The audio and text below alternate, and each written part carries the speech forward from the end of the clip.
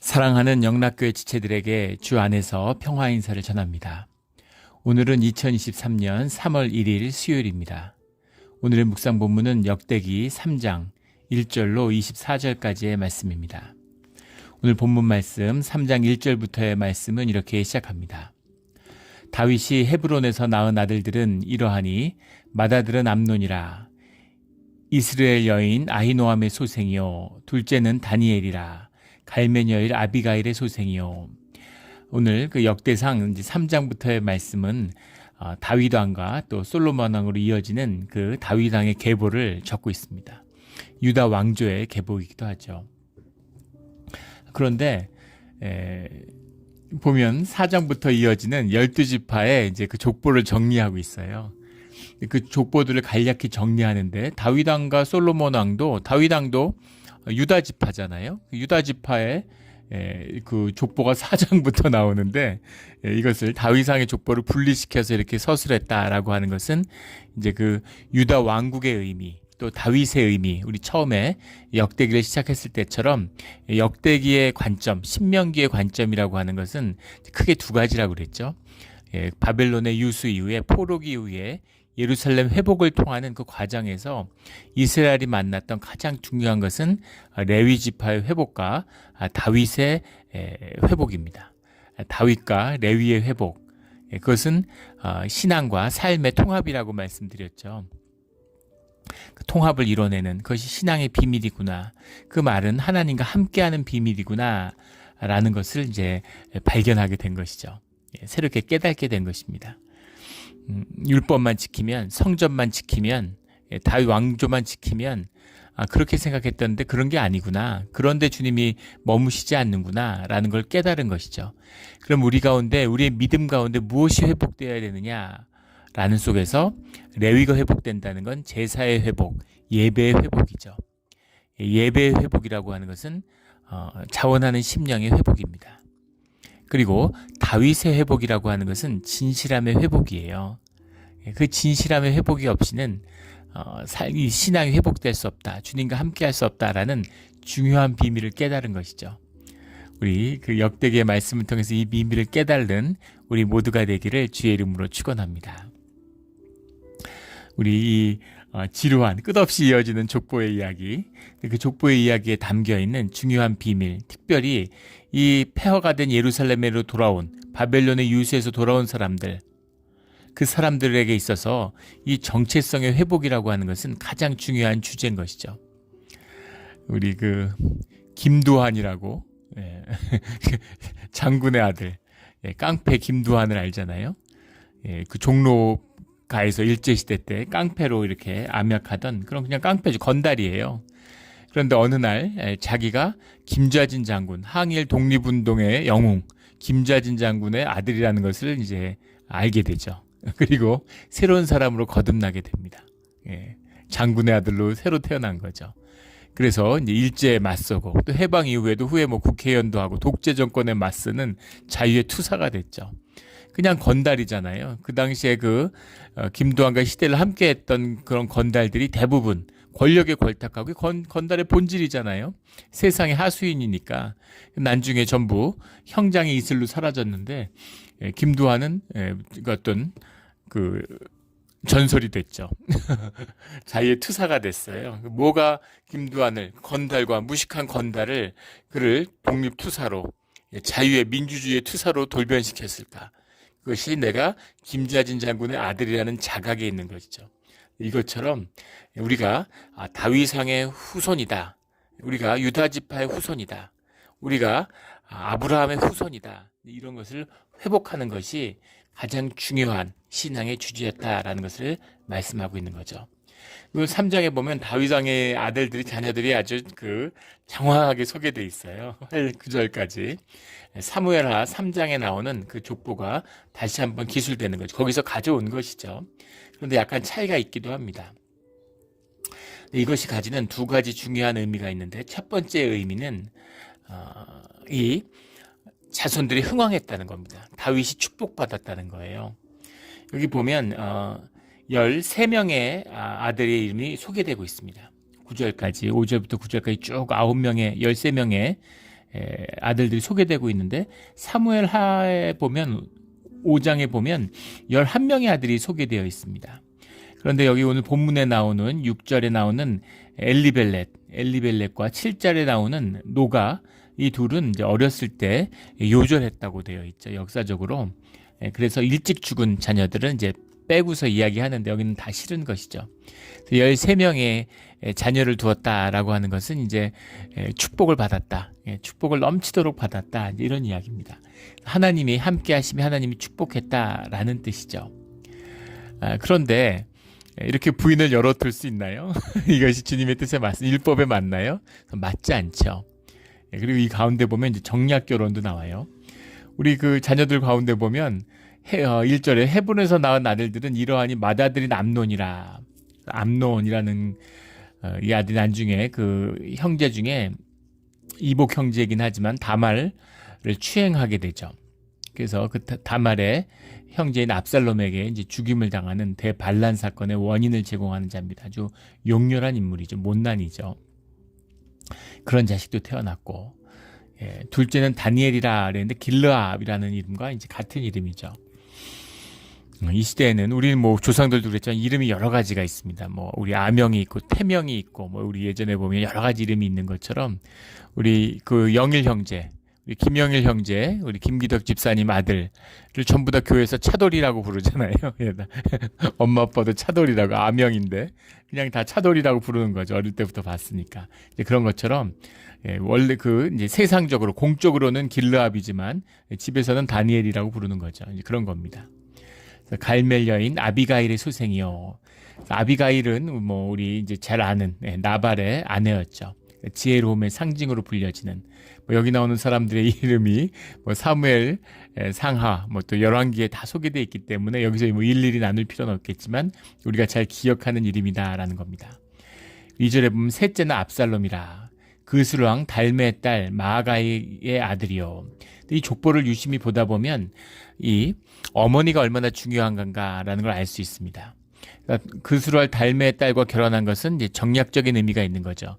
왕이 됐기 때문에 그 시대에 동맹을 맺고, 요새 뭐 동맹관계, 한미 동맹 뭐 이런 것처럼 무슨 나토 동맹 이런 것처럼 이 중세나 고대 사회에서는 동맹을 맺으면 그 동맹의 표식이 서로 이제 결혼을 하는 거예요. 한 가족이 되는 거, 통혼을 하는 겁니다.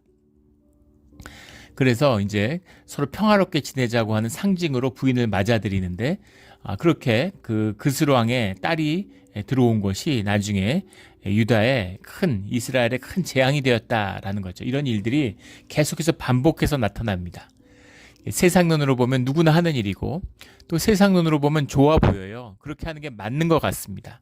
근데 그게 결국에는 선한 것, 주님 안에서 복된 것이 되지 못한다는 것이죠. 그것이 우리가 세상 속에 흐르는 이 본질의 주님의 섭리의 비밀입니다. 그런 이야기를 이제 사업하는 분 들은 적이 있어요. 옛날에 뭐 바다 이야기 한국에 뭐 그래가지고 뭐 바다 이야기에 뭐 돈이 몇십 조니 뭐 그걸로 뭐 큰 돈 번 사람들 있는 것 같고, 이 슬롯머신이요, 일종의 게임기, 돈을 걸고 하는. 그런데 누가 그런 이야기를 하시더라고요. 사업하는 분이 슬롯머신에 갖고 돈 번 사람이 있는지 잘 보라고. 슬롯머신 게임 뭐 무슨 고리대금 이런 거 해가지고 돈 많이 벌었다는 사람들, 그 경제신문에서 경제기자로 오래 해서 주필도 하고 이런 분인데, 그분이 경제계에 오래 몸담았으니까 뭐 누가 뭐 이래서 떼돈 벌었다, 뭐 이래서 뭐 했다, 뭐 횡재했다 막 이러지만 지나서 잘 보라고 그 사람들이 어떻게 되는지. 근데 잘된 사람이 없다는 겁니다. 자녀들이 그런 복을 누리며 살아가는 사람이 있냐는 거죠. 친일파들 마찬가지잖아요. 을사오적. 왕보다 땅이 더 많았다는 무슨 뭐 이완용 이런 인물들, 그 자녀들 보세요. 제대로 되고 잘된 사람이 아무도 없잖아요. 이런 것이 그 비밀이다라는 것이죠. 그래서 세상적으로 잘 될 것 같아서 이방 왕의 딸을 데려왔지만 그것이 이제 이스라엘의 재앙이 되고 말았다라는 것이죠. 넷째는 아도니아라, 핫기세 아들이요. 아도니아는 나중에 솔로몬과 왕위를 다투다가 이제 죽임을 당한 사람으로 이렇게 나오죠. 3절에 보면 다섯째는 스바다라, 아비달의 소생이요. 여섯째는 이드르함이라, 다윗의 아내 에글라의 소생이니. 이 여섯은 헤브론에서 나왔더라. 그러니까 헤브론에서도 복을 받았는데 앞에 여섯을 낳고 뒤에 일곱을 낳았죠. 이것은 무슨 의미입니까? 헤브론에서도 축복을 유다의 왕으로 충분히 누렸는데 예루살렘에서는 이스라엘의 왕으로 더 큰 축복을 누렸다. 6 플러스 7의 의미가 있는 거죠. 땅의 행복을 다 채운 6이라는 수가 되는데 거기다 하늘의 수인 1이 더해져서 하늘의 축복까지 다 누렸다. 땅의 축복과 하늘의 축복을 겸하여 누린 것이 다윗이다. 이제 이런 의미입니다. 3절에 근데 다윗의 아내 에글라라는 표현이 나와요. 다윗의 아내라는 표현은 뭘까? 다윗의 아내가 에글라기 때문에 에글라만 정실 부인이고 다른 사람은 첩이었다 이렇게 주장하는 주장하는 분도 있습니다. 그러나 우리 사무엘상 25장 이런 데 보면 또 뭐 사무엘 하 12장 이런 데 보면 아히노암이나 뭐 아비가일, 뭐 밧세바도 다 다윗의 아내라고 나옵니다. 그래서 적어도 이 4명은 본처, 정식 부인이었다라고 인정할 수 있겠죠. 그리고 뒤에 나오는 여인들은 정식 부인이라기보다는 그 당시 이제 뭐 왕들이 처첩을 거느렸으니까 소실이었을 것이다. 정실이 아니라 정실 부인이 아니라 소실 부인이었을 것이다. 뭐 이렇게 해석하기도 합니다.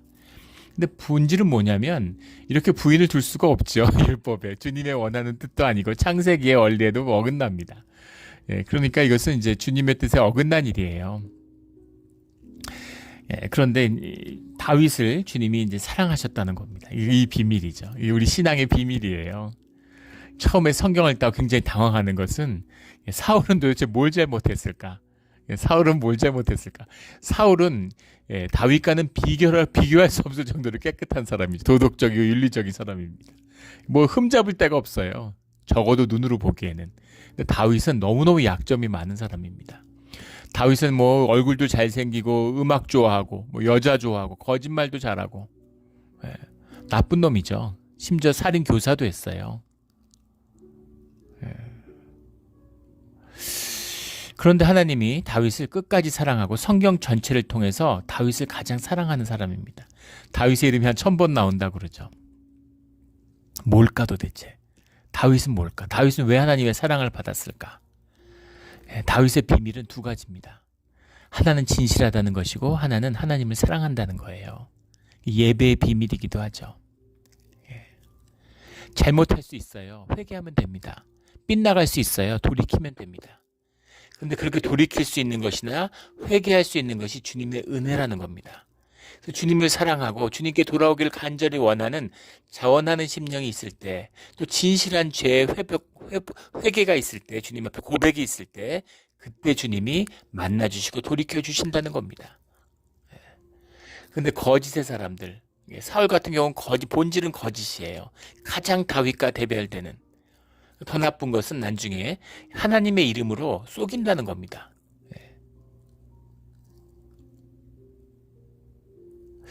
아니 내가 재물이 아까워가지고 이런 동물 중에 괜찮은 거는 가축 중에 남겼습니다. 제 마음이 그렇게 혹했습니다. 그렇게 고백하면 되는데 너무 좋아 보여서 주님께 바치려고 제사에 쓰려고 남겼습니다. 이런 식으로 나온다는 것이죠. 사울은 마지막에 자기의 죽음을 앞두고 이방인에게 목숨을 잃을까봐 주의 자녀가 어떻게 이방인에게 목을 잘릴 수가, 이스라엘의 왕인데, 그리고 자기의 호위하는 군종에게 자기를 스스로 자기 목을 치게 하죠. 자기의 가오, 자기의 에고가 주님보다 더 중요한, 생명보다 중요한 자예요. 이것이 에고의 거짓의 끝판왕인 것이죠. 사무라이 정신 이런 거잖아요. 생명이 인간의 본질 아닙니까? 근데 이 세상에 잠깐 있는 껍데기 때문에, 자기 이름 때문에, 자기 명예 때문에 자기 목숨을 던져요. 가장 사악하고 악한 짓이죠. 자기의 이름을 높이는 것, 거짓을 위해서 진실을, 생명을 희생시키는 것, 이것입니다. 이게 우상숭배잖아요. 주님이 제일 싫어하는 것이죠. 거짓도 싫어하는데 거짓의 끝판왕, 자신의 에고를 위해서 자기 생명을 바꾸는 이런 자였다라는 것이 그의 죽음을 통해 드러나죠. 근데 다윗은 무슨 그 제사상의 진설병도 훔쳐먹고 간음도 하고 살인 교사도 하고 진짜 나쁜 놈이지만 주님을 사랑하기 때문에 주님께 회복하고 돌아오기를 원하는 자였다라는 겁니다. 그래서 주님이 용서해 주세요. 그 용서의 상징이 솔로몬이죠. 평강의 선물 이런 뜻이잖아요. 예. 그 아무 죄도 없고 충성됐던 우리아의 아내잖아요. 밧세바가. 예. 근데 그 밧세바를 여기서는 밧수바라고 되어 있는데 밧세바나 밧수바나 히브리 성경은 자음만 기록하기 때문에 연음하로 일어나는 겁니다. 모음을 어떻게 붙이느냐로 읽는 것이지 원래는 자음만 기록되어 있죠. 그래서 밧세바, 밧수바 자음이 같으면 사실은 이제 같은 말이었다는 걸 알 수 있는 거죠. 뒤에 이제 모음이라는 걸 붙여서 이렇게 썼지만, 예. 그래서 밧세바를와 간음하고 죄고 그 자식을 주님이 징계로 데려갔지만 하지만 이들을 용서하고 그리고 그들에게 평강과 화해의 선물로 솔로몬이라는 생명을 선물로 주셨다라는 거죠.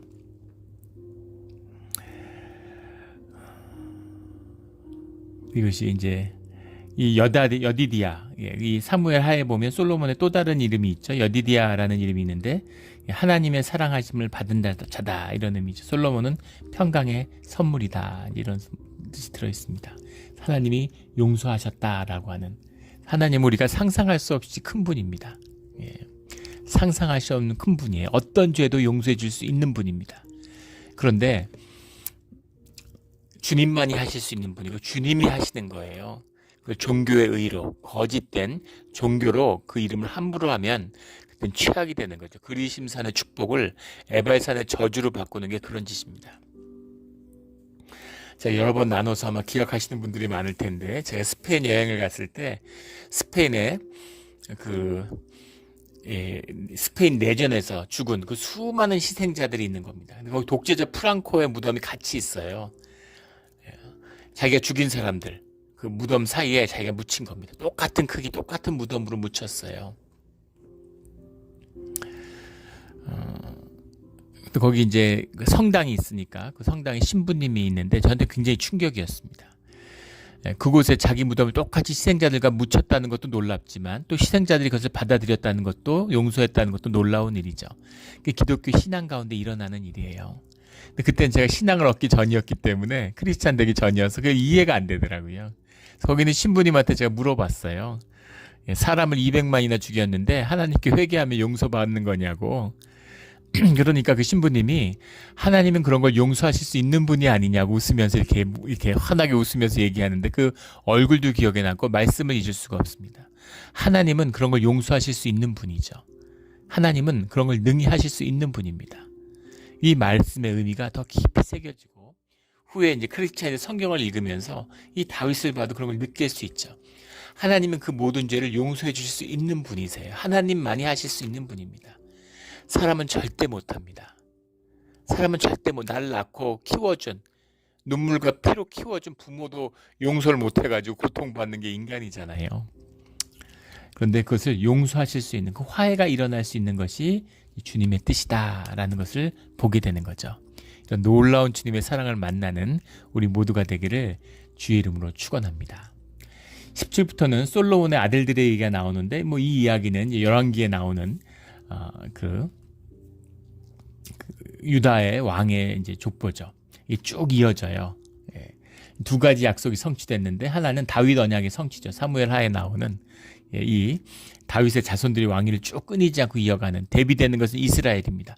이스라엘과 유다가 갈라진 다음에 이스라엘은 끊임없이 왕조가 뒤집히죠. 거기에 비해서 다윗은 계속해서 이어지는 것이죠. 그래서 다윗의 준 하나님의 언약의 성취다. 근데 이것이 후에 예루살렘은 회복되지만 다윗 왕조는 회복되지 않습니다.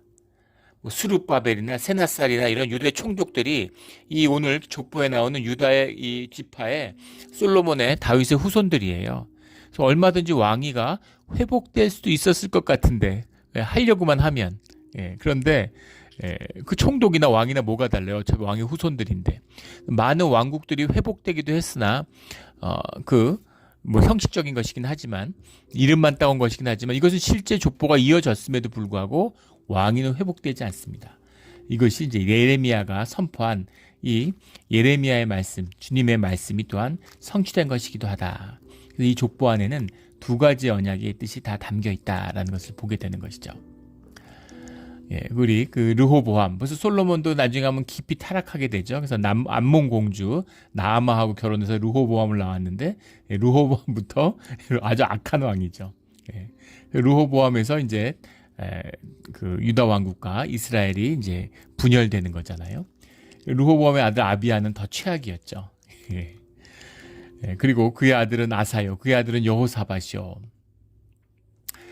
점점점 뭐 좋은 점도 있고 나쁜 점도 있고 이렇게 하지만 되게 보면 처음엔 잘해보려고 하다가 결국은 나쁜 왕으로 끝을 맺고 말죠. 성령으로 시작했는데 육으로 끝을 맺는다라는 말씀처럼 끝이 다 좋지 않은 왕들이 나옵니다. 여호사밧은 우리 기억하듯이 특별히 나쁜 왕이었죠. 여호사밧의 나쁜 것은 그 이스라엘의 아합과 이세벨, 최악의 커플이죠. 거기서 태어난 아달랴를 이제 자기 아들 요람과 결혼시켜요. 여호사밧도 최악이었지만 아들 요람도 정말 나쁜 왕이었죠. 근데 이 아달랴가 와가지고 이 어머니 청출어람 청어람 이런 것처럼 어머니 이세벨이 이스라엘을 거덜낸 것처럼 유다를 거의 거덜낼 뻔했습니다.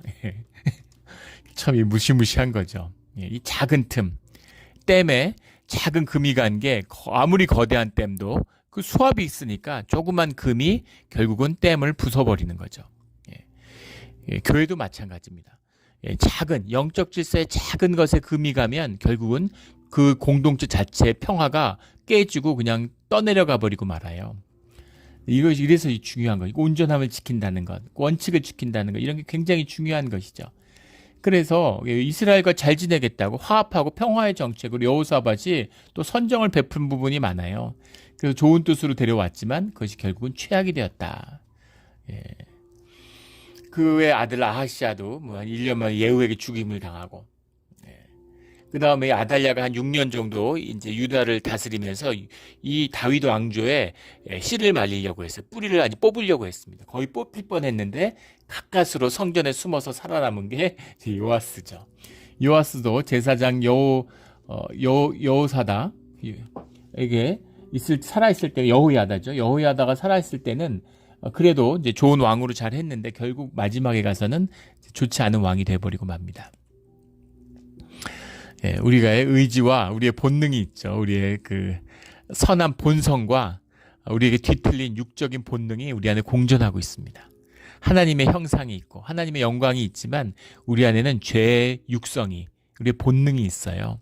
그래서 우리가 의식적으로 우리의 죄를 다스리며 살아가야 되는 거죠. 그래서 의식이 중요한 겁니다. 물론 우리의 본능과 우리의 감성도 중요해요. 왜냐하면 그것이 하나이기 때문입니다. 하지만 중요한 것은 의식이 그 위에 있어야 된다는 거예요. 그래서 의식이 그 무의식의 세계를 다스려야 되는 겁니다. 이런 것이 영적 질서예요. 이거를 이제 막 무의식의 힘을 좋아하고 무의식의 에너지가 넘쳐나니까 그래서 기도하다가 무의식에 빠져드는 거죠. 그래가지고 가출하고 미치고 무당되고 이러는 거 신내려서 이단되고 이런 거 아닙니까? 능력이 있어요. 능력 좋아하면은 결국은 마귀에게 먹히는 겁니다. will to power가 아니라 will to love로 가야 되는 것이죠. 그래서 요람도 아버지가 꽉 제사장이 꽉 누르고 있는 여호야다가 꽉 누르고 있을 때에는 괜찮은 것 같았는데 그 뚜껑이 캡이 벗겨지니까 그러니까 자기 안에 다스려지지 않는 내면의 세계가 터져 나오는 것이죠. 그 죽음을 앞두면 그 사람의 신앙을 볼 수가 있어요. 의식의 힘이 점점 잦아드니까. 믿음의 사람들은 그 마지막에 진실이 드러납니다. 평화로워요.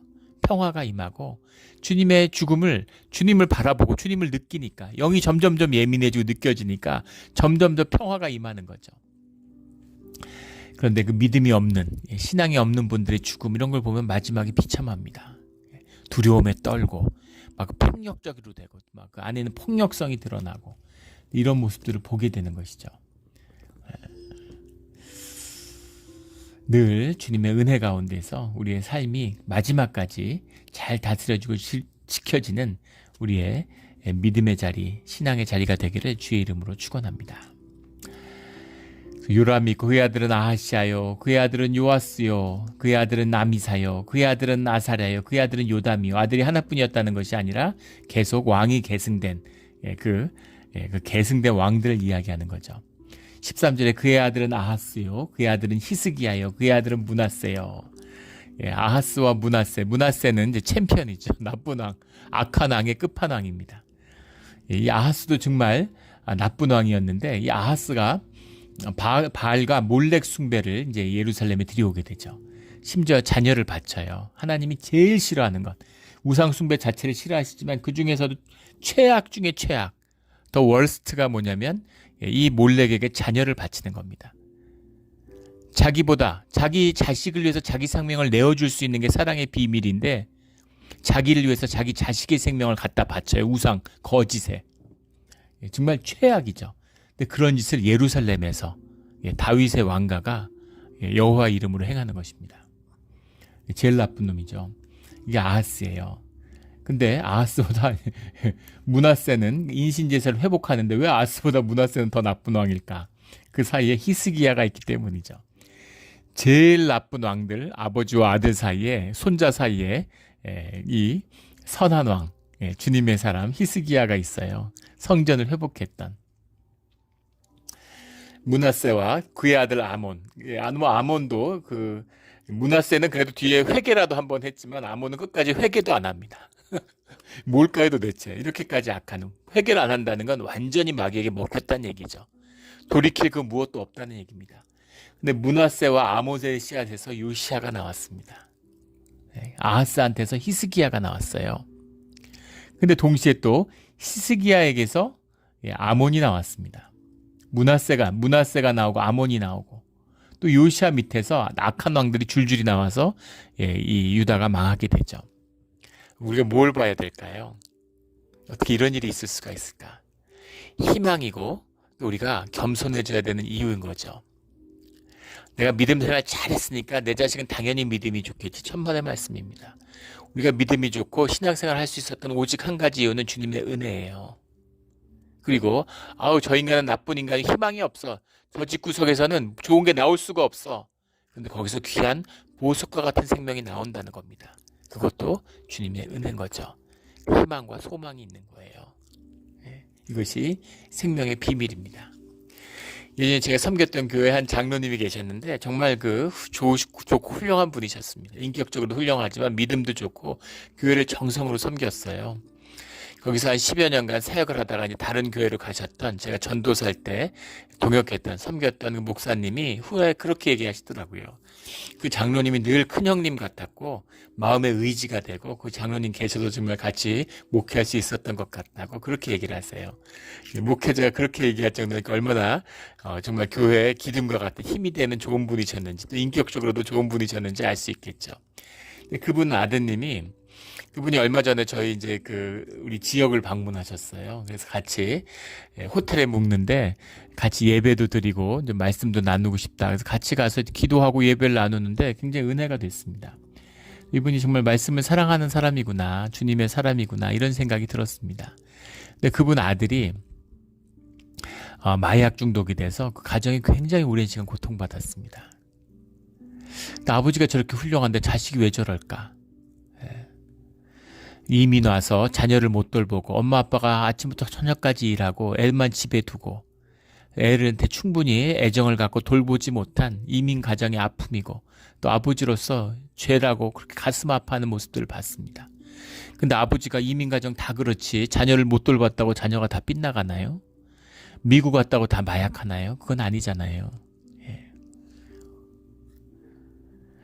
10대에 부모를 잃은 자녀들의 범죄자가 될 확률이 압도적으로 높다고 그러죠. 대부분의 범죄자들은 한 95%는 결손 가정에서 나온다고 합니다. 제대로 된 가정에서 폭력 없는 가정에서 그래도 이렇게 잘 자라면 범죄자가 되는 경우는 드물다는 거예요. 뭡니까? 그렇다면 자식을 범죄자로 만드는 건 부모란 얘기 아니에요? 자식을 범죄자로 만들고 싶은 부모가 세상에 어디 있겠습니까?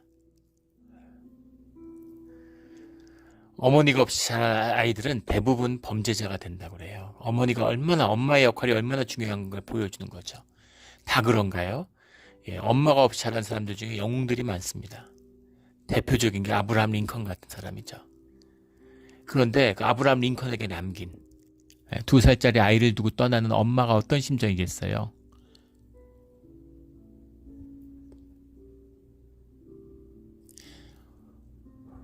그 아들에게 남긴 그 편지, 기도문이 남아있죠. 그 기도문을 읽으면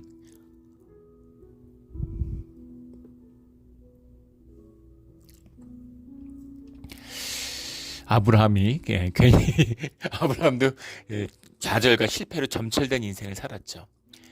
그러나 그 인생을 주님이 놓으시지 않겠구나라는 걸 볼 수 있습니다. 이것이 이제 생명의 비밀이고 주님의 은혜의 비밀입니다. 구속의 비밀이죠. 그래서 믿음 좋다고 자녀가 믿음 좋은 것도 아니고 또 부모가 개차반이라고 해서 자식이 엉망되는 것도 아니라는 겁니다. 오직 주님의 은혜인 거죠. 아하스 가운데 히스기야가 나오고 히스기 가운데 므낫세가 나오고 므낫세에서 아몬이 나온 건 당연해 보이지만 아몬 안에서 또 요시아와 같은 그런 주님의 사람이 태어나는 거죠. 히스기야와 요시아, 이 가장 중요한 인물이잖아요. 열왕기가 대표하는 유다의 역사에서 가장 중요한 두 인물을 소개하는 족보죠. 이게 성경의 정직함이에요.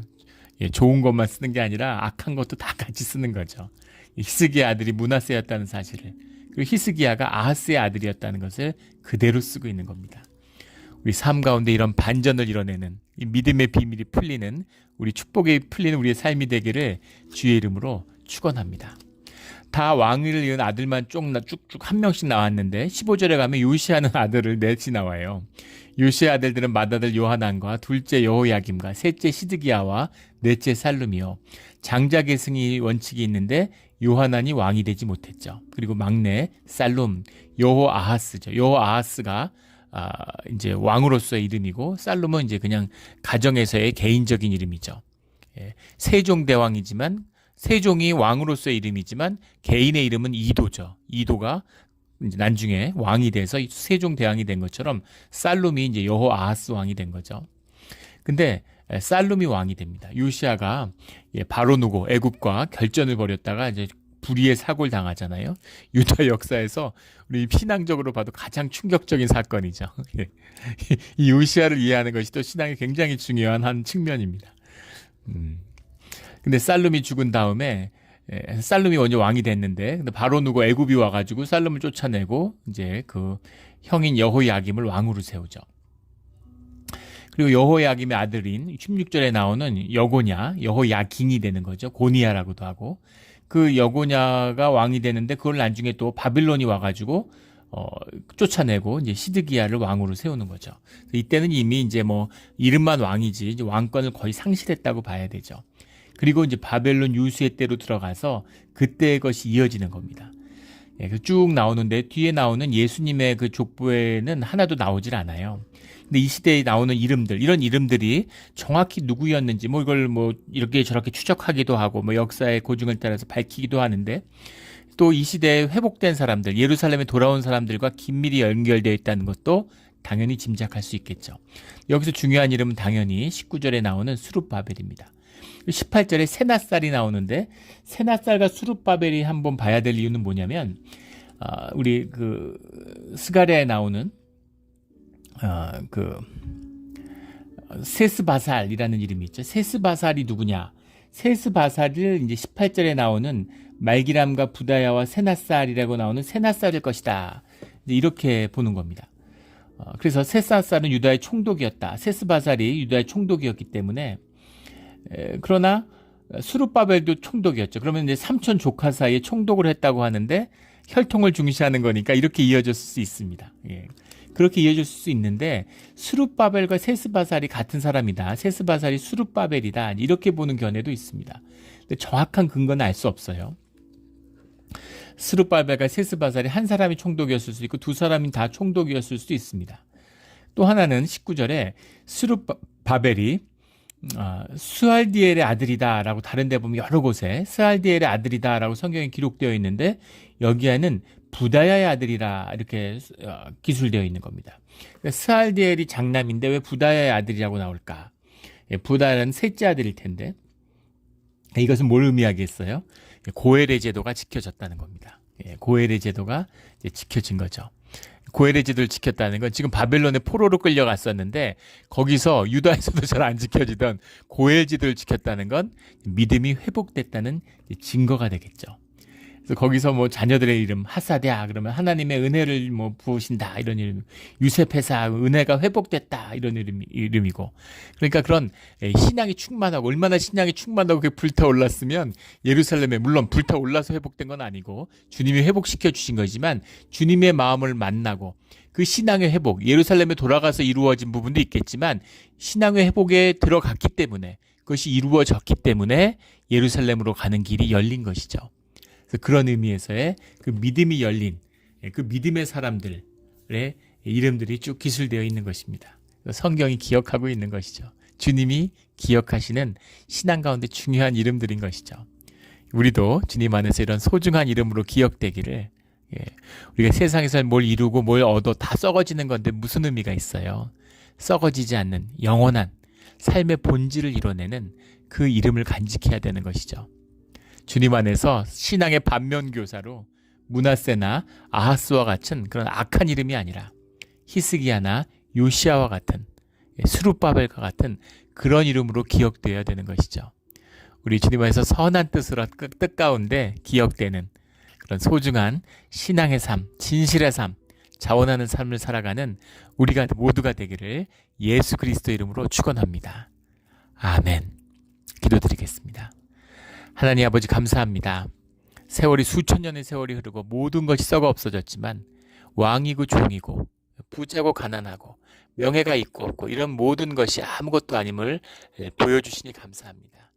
주님 안에서 기억되는 믿음의 사람, 신앙의 사람으로 주님이 주시는 것으로 세상 가운데 주님의 영광을 드러내는 우리 모두와 우리 자녀들이 되게 하여 주시옵소서.